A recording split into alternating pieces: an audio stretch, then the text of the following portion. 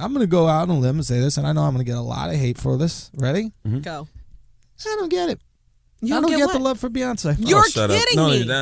Are you just saying that? I'm not trolling. He's trolling. Are you just, I'm you not can't. trolling. He's trolling, Carolina. I'm not trolling. You Let me cannot tell you deny. something. The first time I was like blown away by Beyonce was when she did the Super Bowl performance. That's probably the first time you ever seen her perform, because that's normal Beyonce. Well, yeah, I don't regular watch Beyonce perform, but I've seen and music videos. That was abbreviated Beyonce, by the way, because that's like Beyonce that's in her like sleep. Yeah, really. Yeah. So her whole thing is performance. And singing ability. She can sing her ass Oh, off. totally. No. Y'all, I don't know if it was the Grammys or the Oscars. Which one? She sang. She had on that long white dress. No dancing, no nothing. And she sang. I remember. I don't know if she was singing a song from, what was the song? What was the movie she was in with Jennifer Hudson? I don't remember. Oh, Dreamgirls? Yeah, I don't know if she was singing the song from Dreamgirls. I don't remember what it was. But she sang so crazy and so beautiful. And then she held her hand out and a dove flew right on her hand. It was perfect. That dove was tagged. But listen, this is a good point you bring up, because there's this guy named Jeff Rosenthal. Okay. He wrote an article. The article was on Vice.com this week. It was Beyonce and Jay-Z's On the Run tour is so good, it's bad. Yep. And the other headline was coming to terms with their flawless show. And he used terms in the article like their show is excruciatingly perfect. And he said it's so good that it looks like it was edited and produced beforehand. It was. And he was basically saying like there's no room for error, which makes this show boring. I'm like, are we really in an era where we're giving people flack for being great? We accept mediocrity so much that we give people flack for being actually good? I don't see what he said as that.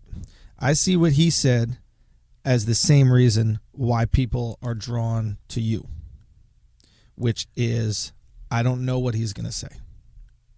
And with Jay-Z and Beyonce's show, if you expect perfection and nothing less, it removes that shadow of a doubt, like, oh shit, a fucking, what's that white pink could fall from this rope shit she's hanging from. Mm-hmm. That element of surprise. The element of surprise and the element of I don't know what's going to happen, the unknown is what keeps us interested. No. If I know it's going to be okay, it becomes boring. You're dude. on it. And here's why. I'm being because honest. everything was so calculated. It lost a bit of its authenticity. And I feel like even the giggle that she had at the end of Drunken Love or whatever it was when Beyonce came, it was like almost, it was too perfect. Too you know? She laughs in the song that plays on the radio every day. It's giggling and drunken love. But it's just like, but you're on stage with your man in New York City where he's from, and this is a moment, or actually it was Metlife, but whatever, same crime. So it's like, but this is like a moment where you two can like own it. Sorry, are you from Jersey? No. Okay, no, you're from Manhattan. So no, the whole point is just that like you want to see those off the cuff moments, not everything that's so produced and so timed out and so like.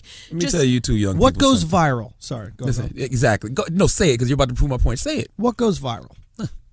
The girl twerking. The girl, not the girl twerking. The girl falling and setting on fire. Yeah. Exactly. That's what goes viral. And this proves my point. Yeah. We live in such a fucked up era that we go to see what's wrong instead of what's right.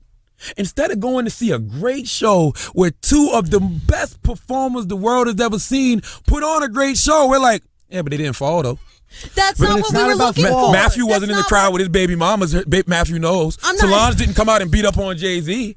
Y'all worried about all the wrong shit. No, that's yes, not it. That's not it. I want to connect. If I'm there, and this is because I'm a fan, by the way. I think there's a difference between me saying this and a hater, because a lot of haters are looking for things that are wrong. Who hates? I don't think you can hate Beyonce. There's nothing to hate. Oh, there are plenty of people who do. Oh, yeah. Oh, yeah. But what is there to hate? That she's so perfect? That is the stupidest thing going on. A lot of people say that. It's the dumbest shit.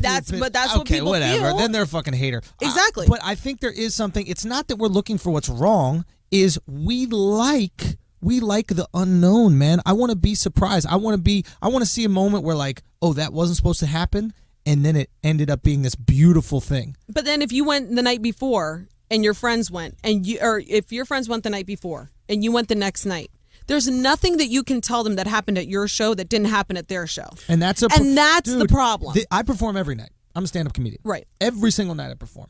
And I see people performing all the time. The things that people remember, obviously amazing jokes and stuff like that, are incredible. But that raw live moment where something happens in the crowd, that's what you take home. Sure. You know what I mean? These things that just happen to happen. You're like, oh my God, is this happening for me? Well, let me ask you a question, because we're all performers in our own right. Yeah. How do we know Beyonce and Jay-Z aren't fucking up on stage? But they're so good at what they do, No. they You make could sense it it. look effortless. No, you could How? sense it. You I know, promise there's you something could in the sense it. eyes where they're like, you know, like It's there's human connection, yeah. yo. Human Yep. connection is so real. It's the difference between. It's like why Kanye's rants became contrived.